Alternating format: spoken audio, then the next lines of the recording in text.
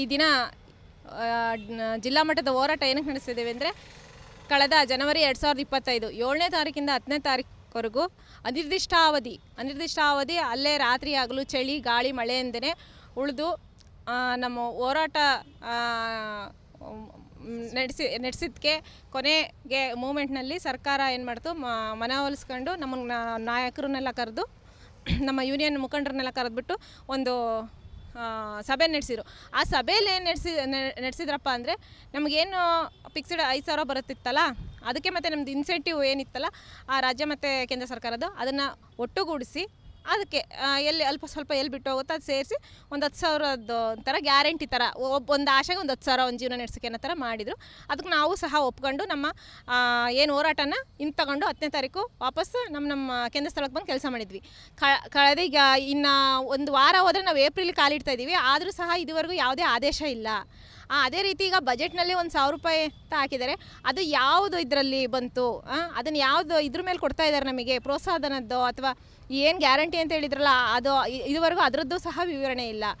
ನಾವು ಕೇಳ್ಕೊಳ್ಳೋದು ಈ ಹೋರಾಟದಲ್ಲಿ ಏನಂದರೆ, ನಮಗೆ ಏನು ಗ್ಯಾರಂಟಿ 10,000 ಇತ್ತಲ್ಲ, ಆ 10,000 ಪ್ಲಸ್ ಬಜೆಟಲ್ಲಿ 1,000 ರೂಪಾಯಿ ಏನು ಮಾಡಿದ್ರನ ಅದನ್ನು ಆದೇಶ ಪ್ರತಿಯನ್ನು ನಮಗೆ ಹೊರಡಿಸ್ಬೇಕು ಅಂತೇಳಿ ಮಾನ್ಯ ಮುಖ್ಯಮಂತ್ರಿಗಳನ್ನ ಮತ್ತು ಹಾಗೆ ಆರೋಗ್ಯ ಸಚಿವರಾದಂಥ ಗುಂಡೂರಾವ್ ಅವ್ರನ್ನ ನಾವು ಈ ಮುಖಾಂತರ ಎಲ್ಲ ಆಶಾ ಕಾರ್ಯಕರ್ತರು ಸಹ ಕೇಳ್ಕೊತಾ ಇದ್ದೀವಿ. ನಾವು ಇಲ್ಲಿ ಜಯದೇವ ಸರ್ಕಲ್ನಿಂದ ಮೆರವಣಿಗೆ ಹೊಂಟು AC ಆಫೀಸ್ನವರಿಗೆ ಅಧಿಕಾರಿಗಳಿಗೆ ಲೆಟ್ರನ್ನು ಕೊಟ್ಟಿದ್ದೀವಿ.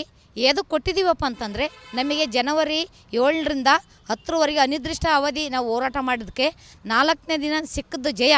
ಅದನ್ನು ಇಡುಗಂಟಾಗಿ ಕೊಡ್ತೀವಿ. 10,000 ಫಿಕ್ಸ್ ಕೊಡ್ತೀವಿ ಮತ್ತು ಬಡ್ಜೆಟ್ನಲ್ಲಿ 1,000 ರೂಪಾಯಿ ಮಾಡಿದ್ದಾರೆ. ಎಲ್ಲರಿಗೂ ಮಾಡಿದಂಗೆ NRHMನಲ್ಲಿ ಏನು ಮಾಡಿದಾರೋ ಅದೇ ಪರವಾಗಿ ಎಲ್ಲರಿಗೂ ಮಾಡಿದ್ದಾರೆ. ಇದುವರೆಗೆ ಆದರೂ ಅನುಮೋದನೆ ಎಲ್ಲ ಒಂದು ಏನಿಲ್ಲ. ಎಲ್ಲ ಕೊಡ್ತೀವಿ ಅಂತ ಬರೀ ಹಿಂಗೆ ಮಾಡ್ತಿದ್ದಾರೆ ಆಶಾ ಕಾರ್ಯಕರ್ತರಿಗೆ. ಯಾವುದೂ ಅನಿರ್ದಿಷ್ಟವಾಗಿ ನಮಗೆ ಸ್ವಚ್ಛವಾಗಿ ಕೊಟ್ಟಿಲ್ಲ ಇದುವರೆಗೂ. ಅನಿರ್ದಿಷ್ಟವಾಗಿ ನಮಗೆ ಕೊಡ್ತೀವಿ ಅಂತ ಹೇಳಿದರೆ ನಾವು ಇವತ್ತು ಹೋಗೋಂಥ ಕೆಲಸ ಇದ್ದಿಲ್ಲ. ಆದಷ್ಟು ಬೇಗ ನಮಗೆ ಇದನ್ನು 20ನೇ ತಾರೀಕಿನೊಳಗೋ 21ನೇ ತಾರೀಕಿನೊಳಗೆ ನಮಗೆ ಅನುಮೋದನೆ ಮಾಡಿ ಆರ್ಡರ್ ಲೆಟರ್ ನಮ್ಮ ಕೈಯಲ್ಲಿ ತಂದು ಕೊಡಬೇಕು. ತಂದು ಕೊಟ್ಟ ಮೇಲೆ ನಮ್ಮ ಆಶೆಗಳು ನಾವು ಮಾಡೋ ಕೆಲಸಕ್ಕಾದರೂ ಒಂದು ಕೂಲಿ ಅಂತ ಸಿಗುತ್ತೆ. ನಮಗೆ ದಿನಕ್ಕೆ 200-300 ಸಿಗಲ್ಲ, ಸಿಗದೆ 70-80 ರೂಪಾಯಿ ಅಷ್ಟೇ. ಅದನ್ನು ಬಿಟ್ಟರೆ ಇನ್ನೇನು ಜಾಸ್ತಿ ಸಿಗಲ್ಲ. ಅವರು ನುಡಿದಂತೆ ನಡೆದ್ದೀವಿ, ನಾವು ಗ್ಯಾರಂಟಿ ಕೊಟ್ಟಿದ್ದೀವಿ ಅಂತಾರಲ್ಲ, ಆ ಮಾತನ್ನು ಉಳಿಸ್ಕೊಳ್ಬೇಕಪ್ಪ ಅಂದರೆ ಈಗ ಅವ್ರು ಏನು ನಮಗೆ ನುಡಿದಾರಲ್ಲ, ಆ ನುಡಿದಂತೆ ನುಡಿದು ನಮಗೆ ಕೊಟ್ಟು ಆ ಮಾತನ್ನು ಉಳಿಸ್ಕೊಂಡ್ಲಿ. ಆಗಲಿಲ್ಲ ಅಂದರೆ ಮತ್ತು ಫ್ರೀಡಮ್ ಪಾರ್ಕ್ ಇದೆ, ಅಲ್ಲಿ ಮುಗಿಲಿಲ್ಲ ಅಂದರೆ ವಿಧಾನಸೌಧೆಗೆ ಮುತ್ತಿಗೆ ಹಾಕೋದಂತೂ ಕಾಯಂಬು. ಅನಿರ್ದಿಷ್ಟ ಅವಧಿ ಹಾಕತ್ತ ಮತ್ತು ಇನ್ನೂ ಜಾಸ್ತಿ ಹಾಕತ್ತ ಗೊತ್ತಿಲ್ಲ. ಯಾವ ಕಾರಣಕ್ಕೂ ನಮ್ಮ ಹೋರಾಟ ಮಾತ್ರ ನಿಲ್ಲಿಸಲ್ಲ. ನಾವು ಮುಂದುವರ್ಸ್ತೀವಿ. ನಮ್ಮ ಯೂನಿಯನ್ ಇದೆ, ನಮ್ಮ AUTC ಯೂನಿಯನ್ ಇದೆ, ನಮ್ಮ ಕಾಮ್ರೇಡ್ಸ್ಗಳಿದ್ದಾರೆ, ಗೌರವ ಅಧ್ಯಕ್ಷರಿದ್ದಾರೆ, AUTC ಅಧ್ಯಕ್ಷರಿದ್ದಾರೆ, ಅವರೆಲ್ಲರೂ ಇದ್ದಾರೆ. ಬೇಕಾದಂಗೆ ಜಿಲ್ಲಾ ಕಾರ್ಯದರ್ಶಿ ನಮ್ಮ ನಾಗಲಕ್ಷ್ಮಿ ಮೇಡಮ್ ಇದ್ದಾರೆ, ಸೋಮಶೇಖರ್ ಸರ್ ಅಧ್ಯಕ್ಷರಿದ್ದಾರೆ. ಇನ್ನೂ ಮುಂದಿನ ಹೋರಾಟ ಏನಾಗುತ್ತೋ ಅವ್ರು ಹೇಳ್ದಂತೆ ನಾವು ನಡಿತೀವಿ. ಯಾವ ಕಾರಣಕ್ಕೂ ಹೋರಾಟ ಮಾತ್ರ ನಿಲ್ಸೋಕ್ಕೆ ಸಾಧ್ಯವೇ ಇಲ್ಲ.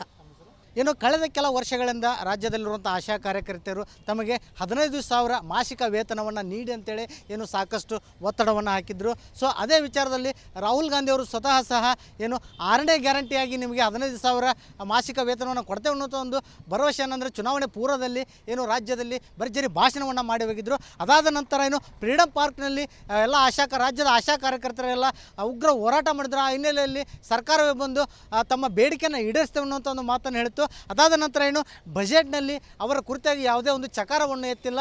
ಅವ್ರಿಗೇನು ಕೊಡ್ತಕ್ಕಂಥ 10,000 ಸಂಬಳದ ಕುರಿತಾಗಿ ಸಹ ಎಲ್ಲೂ ಮೆನ್ಷನ್ ಮಾಡಿಲ್ಲ. ಸೊ ಆ ವಿಚಾರವಾಗಿ ಆಕ್ರೋಶಗೊಂಡಿರುವಂಥ ದಾವಣಗೆರೆ ಜಿಲ್ಲಾ ಆಶಾ ಕಾರ್ಯಕರ್ತರು ಇವತ್ತೇನು ಪ್ರತಿಭಟನೆಯನ್ನು ಮಾಡ್ತಿರುವಂಥದ್ದು. ಸೊ ನಮ್ಮ ಜೊತೆಗೆ ಆಶಾ ಕಾರ್ಯಕರ್ತ ಇದ್ದಾರೆ, ಅವ್ರನ್ನ ಮಾತಾಡಿಸ್ತಾ ಹೋಗ್ತೀನಿ.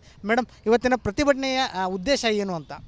ಈ ಪ್ರತಿಭಟನೆಯ ಉದ್ದೇಶ ಏನಂದರೆ, ನಾವು ಕಳೆದ ಜನವರಿ ತಿಂಗಳಲ್ಲಿ ಏನು ಅನಿರ್ದಿಷ್ಟಾವಧಿ ಹೋರಾಟವನ್ನು ಕೈಗೊಂಡಿದ್ವಿ. ಆ ಹೋರಾಟದಲ್ಲಿ CM ನಮ್ಮ ಮುಖಂಡರುಗಳನ್ನ ಕರೆದು ಸಭೆ ನಡೆಸಿದ್ರಲ್ಲ, ಆ ಸಭೆಯಲ್ಲಿ ಅವರು ಏನು ಗ್ಯಾರಂಟಿ ಆಗಿ 10,000ನ ಒಂದು ಆಶಾ ಕಾರ್ಯಕರ್ತೆಗೆ ಮುಟ್ಸೋ ಅಂಥ ವ್ಯವಸ್ಥೆ ಮಾಡ್ತೀವಿ ಅಂತ ಹೇಳಿದ್ರಲ್ಲ, ಅದ್ರ ಆದೇಶ ಇದುವರೆಗೂ ನಮಗೆ ಮುಟ್ಟಿಲ್ಲ. ಆ ಆದೇಶ ಮತ್ತು ಅದ್ರ ಜೊತೆಯಾಗಿ ಏನು 1,000 ಬಜೆಟಲ್ಲಿ ಘೋಷಣೆ ಮಾಡಿದಾರಲ್ಲ, ಅದು ಬರೀ ಕೇವಲ ಒಂದು 22,000 ಆಶಾಗೆ ಮಾತ್ರ ತಲುಪುತ್ತೆ. ನಾವು ಕರ್ನಾಟಕದಲ್ಲಿರೋ 42,000 ಆಶಾಗಳಿಗೂ ಅದು ತಲುಪಬೇಕು. ಅಲ್ಲಿಗೆ 10 ಪ್ಲಸ್ 1 11,000 ಪ್ರತಿ ಆಶಾದ ಖಾತೆಗೆ ಬರಬೇಕು ಪ್ರತಿ ತಿಂಗಳು ಅನ್ನೋದೇ ಈ ಬೇಡಿಕೆ ಮತ್ತು ಈ ಹೋರಾಟ. ಚುನಾವಣೆ ಪೂರ್ವದಲ್ಲಿ ರಾಹುಲ್ ಗಾಂಧಿ ಅವರು ಹೇಳಿದ್ರು 6ನೇ ಗ್ಯಾರಂಟಿ ಕೊಡ್ತೀವಿ ಅಂತೇಳಿ. ಸೊ ಆ ಕುರಿತಾಗಿ ಸರ್ಕಾರ ಯಾಕೋ ಇನ್ನೂ ಮೇನಮೇಷ ಅನಿಸ್ತದೆ, ಏನಂತಾರೆ ಅದಕ್ಕೆ? ಸರ್ 3,000 ಪ್ರಣಾಳಿಕೆಗೆ ನಾವೇನು ಕೇಳಿರೋ 1,000 ಕೊಡ್ತೀವಿ ಅಂತ ಹೇಳಿದರು. ಅದಕ್ಕೋಸ್ಕರ ನಾವು ಅದನ್ನೇ ಜೊತೆಗಿಟ್ಕೊಂಡು ಬೇಡಿಕೆ 15,000 ಕೇಳಿದ್ವಿ. ಕನಿಷ್ಠ 17 ಬಾರಿ ರಾಜ್ಯ ಕಮಿಟಿ ಮೀಟಿಂಗಲ್ಲಿ ನಾವು ಕರೆದಿದ್ರು ಅವರು. ನಾವು ಹೋಗಿ ಮೀಟಿಂಗ್ ಮಾಡಿದ್ವಿ, ಕೇಳಿದ್ವಿ. ಆಗ ಅವರು ಆಯಿತು ಮಾಡಿಕೊಡ್ತೀವಿ ಅಂತ ಹೇಳಿದರು. ಆಮೇಲೆ ಸರ್ಕಾರ ಮಾಡಬೇಕು ಅಂದಿದ್ದಕ್ಕೆ ನಾವು ಅನಿರ್ದಿಷ್ಟ ಹೋರಾಟ ಇಟ್ಕೊಂಡ್ವಿ. ಆಗ 10,000 ಫಿಕ್ಸ್ ಕೊಟ್ಟು ಇನ್ಸೆಂಟಿವ್ ಕೊಡ್ತೀವಿ. ಮೇಲೆ ಅಕಸ್ಮಾತ್ 7-8,000 ಬಂದ್ರೂ ನಾವು ಸರ್ಕಾರನೇ ಅದನ್ನು ಬರೆಸಿ ನಾವು ಆಶಾ ಕಾರ್ಯಕರ್ತರಿಗೆ 10,000 ಫಿಕ್ಸ್ ಕೊಟ್ಟು ಇನ್ಸೆಂಟಿವ್ ಕೊಟ್ಟು ಆರ್ಡರ್ ಕಾಪಿ ಕೊಡ್ತೀವಿ ಅಂತೇಳಿ ನಾವು ಅವ್ರು ಹೇಳಿದಕ್ಕೋಸ್ಕರ ನಾವು ಹೋರಾಟನ ಹಿಂದಕ್ಕೆ ತಗೊಂಡ್ವಿ. ಇವಾಗ ಹಿಂದಕ್ಕೆ ತಗೊಂಡ ತಕ್ಷಣ ಏಕಾಏಕಿ ನಮಗೆ ಸುಗಮಗಾರನ್ನು ಏಕಾಏಕಿ ಹೊರಗಡೆ ತೆಗೆದು ಕೆಲಸನೇ ಇಲ್ದಂಗೆ ತೆಗೆದು ಅವ್ರನ್ನ ಬೀದಿಗಿಳಿಸಿ ಮತ್ತೆ ಜೊತೆಗೆ 10,000 ಫಿಕ್ಸ್ ಮಾಡ್ದಂಗೆ ಇನ್ಸೆಂಟಿವ್ನು ಕೊಡ್ದಂಗೆ CHO ಕಡೆಯಿಂದ 1,000 20,000 ಆಲ್ರೆಡಿ 20,000 ಜನಕ್ಕೆ ಬರ್ತಾ ಇದೆ. ಇನ್ನೂ 20,000 ಜನಕ್ಕೆ ಬರಬೇಕು. ಅದನ್ನೇ ನಾವು 1,000 ಆಶೆಗಳಿಗೆ ಮಾಡಿದ್ದೀವಿ ಅನ್ನೋ ರೀತಿ ಬಜೆಟಲ್ಲಿ ಹೇಳ್ಕೊಂಡಿದ್ದಾರೆ. ನಮಗೆ ತುಂಬ ಅನ್ಯಾಯ ಆಗಿದೆ ಅಂತೇಳಿ ಎಲ್ಲ ಜಿಲ್ಲೆಯಲ್ಲೂ ಇವತ್ತಿನ ದಿನ ನಾವು ಹೋರಾಟ ಮಾಡ್ತಾ ಇದ್ದೀವಿ. ಈಗ 21ನೇ ತಾರೀಕು ಅಧಿವೇಶನ ಮುಗಿದ ತಕ್ಷಣ ನಮಗೆ 10,000 ಫಿಕ್ಸ್ ಇನ್ಸೆಂಟಿವ್ ಅವ್ರು ಮತ್ತೆ ಬಜೆಟಲ್ಲಿ ಹೇಳಿರೋದು 1,000 ಎಲ್ಲ ಸೇರಿ ಕೊಟ್ಟು ಆರ್ಡರ್ ಕಾಪಿ ಕೊಟ್ಟು ಅನುಮೋದನೆ ಮಾಡಿ ನಮಗೆ ಕೊಡಲಿಲ್ಲ ಅಂದರೆ ಮತ್ತೆ ಎಲ್ಲ ಜಿಲ್ಲೆಯಿಂದನೂ ಉಗ್ರವಾದ ಹೋರಾಟ ನಾವು ಫ್ರೀಡಮ್ ಪಾರ್ಕ್ಗೂ ಬರ್ತೀವಿ, ವಿಧಾನಸೌಧಕ್ಕೂ ಬರ್ತೀವಿ ಅಂತ ನಾನು ಹೇಳೋಕ್ಕೆ ಇಷ್ಟಪಡ್ತೀನಿ. ಆಮೇಲೆ ಈಗ ಮೂಗಿಗೆ ತುಪ್ಪ ವರ್ಷವಂಥ ಕೆಲಸ ಏನಾದರೂ ಆಗಿದೆ ಅಂತ ಈಗ ಈ ಕೆಲ ವಿಚಾರಗಳನ್ನ ಗಮನಿಸಿದರೆ ಮೂಗಿಗೆ ವರ್ಷ ತುಪ್ಪ ಅಂತಲೇ ಹೇಳಿರೋದು. ಜನವರಿ 7ರಿಂದ 10ರವರೆಗೆ ಅವ್ರು ಕೊಟ್ಟಿರ್ತಕ್ಕಂಥ ಮಾತು ನಡೆದಂತೆ ನುಡಿದಿದ್ದೀವಿ, ಗ್ಯಾರಂಟಿ ಇದ್ದೀವಿ ಅಂತ ಹೇಳಿದಾಗ ನಾವು ನಂಬಿ ವಾಪಸ್ ತಗೊಂಡ್ವಿ. ಇದು ತುಪ್ಪ ವರ್ಷಂಥ ಕೆಲಸನೇ ಏಕಾಏಕಿ ಫೆಬ್ರವರಿ 28ಕ್ಕೆ ಸುಗಮಕಾರ ಕೆಲಸ ಬಿಟ್ಬಿಡ್ಬೇಕು ಅಂದರು. ಅದನ್ನೆಲ್ಲ ಮಾಡೋಕೆ ಅವ್ರಿಗೆ ಟೈಮ್ ಸಿಗುತ್ತೆ. ನಮ್ಮ ಮಾತಾಡಿರ್ತಕ್ಕಂಥ ಮಾತುಗಳು ಕೇಳಲಿಕ್ಕೆ ಅವ್ರಿಗೆ ಟೈಮ್ ಇಲ್ಲ. ಆಮೇಲೆ ಈಗ ಮೊದಲು ನಾವು ಆಶಾ ಕೆಲಸಕ್ಕೆ ಸೇರ್ಕೊಂಡಾಗ ನಮ್ಗೆ ಏಜ್ ಇರಲಿಲ್ಲ. ಅವ್ರು ಎಲ್ಲಿ ತನಕ ಶಕ್ತಿ ಇರ್ತೈತೆ ಅಲ್ಲಿ ತನಕ ದುಡಿಲಿ ಮಾಡಲಿ ನಾವಿದ್ದೀವಿ ಜೊತೆಗೆ ಅಂತ ಹೇಳ್ಕೊಂಡು ಈಗ ಏಕಾಏಕಿ 60 ವರ್ಷ ಅಷ್ಟೇ TC ಮೂಲಕನೇ ಹೋಗಬೇಕು. ಆಧಾರ್ ಕಾರ್ಡ್ ಇಲ್ಲ, OTID ಇಲ್ಲ. ಆವಾಗ ನಮ್ಮ ತಂದೆ ತಾಯಿಗಳು ವಿದ್ಯಾವಂತರಲ್ಲ, ದಡ್ರು. ಅವಾಗ ಅವ್ರಿಗೆ ಯಾವಾಗ ಸಿಕ್ತೋ ಆವಾಗೆಲ್ಲ ಕಿವಿ ಹಿಡ್ಕೊಂಡು ಏಜ್ ಆಗಿದೆ ಅಂತೇಳಿ ಸ್ಕೂಲಿಗೆ ಸೇರಿಸಿದ್ದಾರೆ. ದಾಖಲೆಗಳು ಸರಿ ಇಲ್ಲ. ಈಗ ಅಂಥ ಕೆಲಸ ಮಾಡ್ತಿದ್ದಾರೆ. ಆದರೂ 12 ವರ್ಷ ನಾವು ಸುಗಮಕಾರ ಕೆಲಸ ಮಾಡಿಸಿದ್ದೀವಿ. ಇದುವರೆಗೂ ನಮಗೆ ಅದರಿಂದ ಏನು ಅನುಕೂಲತೆ ಆಗಿಲ್ಲ. ನಾವು ಬಿಸಿಲು ಮಳೆ ಗಾಳಿ ಅಂತ ತಿರುಗಿದ್ದೀವಿ. ಏಕಾಏಕಿ ತೆಗೆದಾಗ ನಮ್ಮ ಮನಸ್ಸಿಗೆ ಭಾಳ ನೋವಾಗೈತಿ. ಇದು ಮೂಗಿ ತುಪ್ಪ ವರ್ಷ ಅಂತದೆ. ಆದ್ರೂ ಈಗ 60 ವರ್ಷ ಏಜ್ ಇಟ್ಟಿದಾರಲ್ಲ ಅದನ್ನೇ ಮಾಡಲಿ ಅವ್ರು ನಡೆದಂತೆ ನಾವು ನುಡಿತೀವಿ. ಆದರೆ ಅದಕ್ಕೆ ಸರಿಯಾಗಿ 5 ಲಕ್ಷ ಇಡಿಗಂಟೆ ಕೇಳಿದೀವಲ್ಲ ಅದನ್ನು ಕೊಡಲಿ, ವಯಸ್ಸಾದರಿಗೆ ಕೊಡಲಿ, ಬಿಡಿಸ್ಲಿ. ನಾವೇನು ಬೇಡನಲ್ಲ ಅವ್ರನ್ನ. ನಾವು ಕಾನೂನಿನ ಪ್ರಕಾರ ಅದೀವಿ. ನಾವು ಇದಕ್ಕೂ ಸಹಿ ಇದಕ್ಕೂ ಸಹಿ. ನಾವು ಇದುವರೆಗೂ ನಾವೇನು ಅವ್ರು ಹೇಳ್ದಂಗೆ ನಡ್ಕೊಂಬಂದೀವೋ ಇದುವರೆಗೂ ಮೂಗಿ ವರ್ಷ ತುಪ್ಪನೇ ಅವ್ರು ಮಾಡಿರೋದು.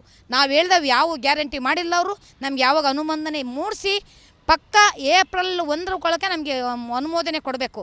10,000 ಪ್ಲಸ್ 1,000 ಅದನ್ನು ಕೊಡಬೇಕು. ಆಮೇಲೆ ಈ ಸುಗಮಕಾರ ಕೆಲಸ 2ರಲ್ಲಿ 1 ಮಾಡ್ಬೇಕಂತ ಅವರೇ ಹೊಡಿಸಿದ್ದಾರೆ. ಅದು 2ರಲ್ಲಿ ನಾವು ಯಾವ್ದು ಮಾಡ್ತೀವಿ ಅನ್ನೋದಕ್ಕೆ ಅದಕ್ಕೆ ಸರಿ ತಕ್ಕ ಸಂಬಳ ಕೊಡಲೇಬೇಕು ಅವರು. ನಮಗೆ ಯಾವ್ದು ಬಿಡಿಸ್ತೋ ಆ ಕೆಲಸ ಮಾಡ್ತೀವಿ. ಆವಾಗ ನಾವು ಆ ಕ್ರಮವನ್ನು ಕೈ ತೊಗೊಳ್ತೀವಿ. ಮುಂದಿನ ಹೋರಾಟ ಯಾವ ರೀತಿ ಇರುತ್ತೆ ಅಂತ? ಮುಂದಿನ ಹೋರಾಟ ಅದೇ ಫ್ರೀಡಮ್ ಪಾರ್ಕ್ ಆಗಲಿದ್ರು ನಾವು ವಿಧಾನಸೌಧಕ್ಕೆ ಮುಖ್ಯ ಆಗ್ತೀವಿ. 8 ದಿನ ಆಗ್ಬೋದು, 10 ದಿನ ಆಗ್ಬೋದು, ತಿಂಗಳಗಟ್ಟಲೆ ಆಗ್ಬೋದು. ನಾವು ಮಾಡ್ಲಿಕ್ಕೆ ರೆಡಿ ಇದ್ದೀವಿ. ನಮ್ಮ ಯೂನಿಯನ್ ಇದೆ ಜೊತೆಗೆ ಏನು ಬೇಕಾದರೂ ಬಂದರೂ ನಾವು ಸಹಿಸ್ಕೊಂಡಂಗಿದ್ದೀವಿ, ಮಾಡ್ತೀವಿ. ಏನು ಇದಿಷ್ಟು ದಾವಣಗೆರೆ ಜಿಲ್ಲೆಯ ಆಶಾ ಕಾರ್ಯಕರ್ತರ ಮಾತಾಗಿತ್ತು. ಏಪ್ರಿಲ್ 1ರವರೆಗೇನು ಸರ್ಕಾರಕ್ಕೆ ಡೆಡ್ಲೈನ್ ಕೊಡುವಂಥ ಕೆಲಸವನ್ನು ಮಾಡಿದರೆ ಅಷ್ಟರ ಒಳಗೆ ತಮ್ಮ ಬೇಡಿಕೆ ಈಡೇರದಿದ್ದರೆ ಏನು ಫ್ರೀಡಮ್ ಪಾರ್ಕ್ ಅದರ ಜೊತೆಗೆ ವಿಧಾನಸೌಧವನ್ನು ಮುತ್ತಿಗೆ ಹಾಕುವಂಥ ಒಂದು ಕೆಲಸವನ್ನು ಮಾಡ್ತೇವೆ ಅನ್ನುವಂಥ ಒಂದು ಮಾತನ್ನು ಸಹ ಹೇಳಿರುವಂಥದ್ದು. ಕಾದು ನೋಡಬೇಕು ಸರ್ಕಾರ ಏನು ಆಶಾ ಕಾರ್ಯಕರ್ತರ ವಿಚಾರದಲ್ಲಿ ಯಾವ ನಿರ್ಧಾರವನ್ನು ತೆಗೆದುಕೊಳ್ಳುತ್ತೆ ಅನ್ನೋದನ್ನು ನಾವು ಕಾದು ನೋಡಬೇಕಾಗುತ್ತೆ. ಕ್ಯಾಮ್ರಾ ಪರ್ಸನ್ ಶಿವರಾಜ್ ಜೊತೆ ವಿಠಲ್ ಕೆರವಾಡ್, ರಿಪಬ್ಲಿಕ್ ಕನ್ನಡ, ದಾವಣಗೆರೆ.